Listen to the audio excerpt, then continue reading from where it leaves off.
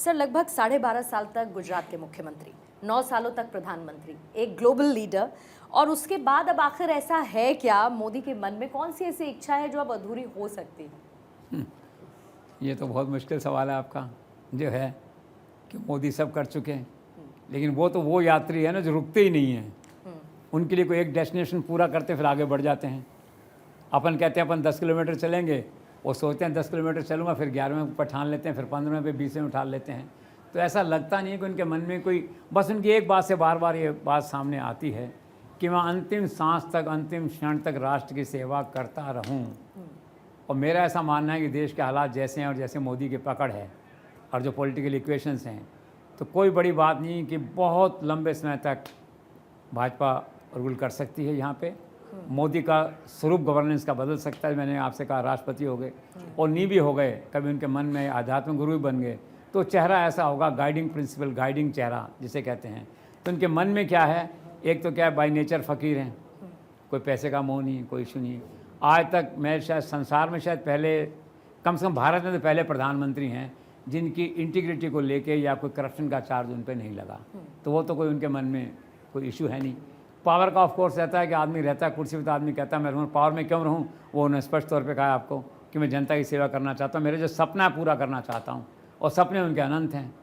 तो उनकी अंतिम इच्छा क्या है? उनकी अंतिम इच्छा, अब उनके सपनों की फहरिस्त होगी, वो सब पूरी हो, वो उनकी अंतिम इच्छा होनी चाहिए। एक उनकी इच्छा थी पार्लियामेंट की, बन गया वो, देखा आपने।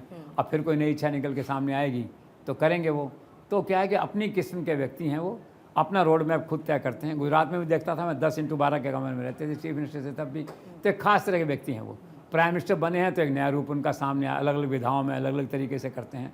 आपका सवाल तो बहुत संक्षिप्त था, मैंने लंबा खींच दिया, लेकिन उसका अंत, उस सवाल का एक लाइन का अंत ये है कि मोदी जी स्वयं भी जान सकते हैं, मोदी जी खुद को मालूम नहीं कि उनकी अंतिम इच्छा क्या है, क्योंकि अंतिम शब्द उनकी डिक्शनरी में है ही नहीं। वो तो अनवरत यात्री हैं, अनवरत चलते रहेंगे, अंतिम शब्द उनके डिक्शनरी में नहीं है। इसलिए मैं कोई अनुमान नहीं लगा सकते कि उनकी अंतिम इच्छा क्या होगी। बिल्कुल सर, लेकिन 9 सालों के लिहाज से आकलन में ज़्यादा समय लगा नहीं, क्योंकि 9 साल का ये आकलन रहा है। बहरहाल, क्योंकि आपने कहा कि बहुत अच्छे काम किए, तो जाहिर है कि जो काम किए गए उसका क्रेडिट तो मिलेगा ही, लेकिन इसके साथ चुनावी रण में भी आकलन होता है। देखिए, 2014 282 सीटें सर, 2019 303 सीट, और आपने 2019 के चुनाव से पहले ये कहा था कि जब 300 पार कर लेंगे जेसी शो के दौरान, तो फिर उसके बाद बस गिनते जाओ।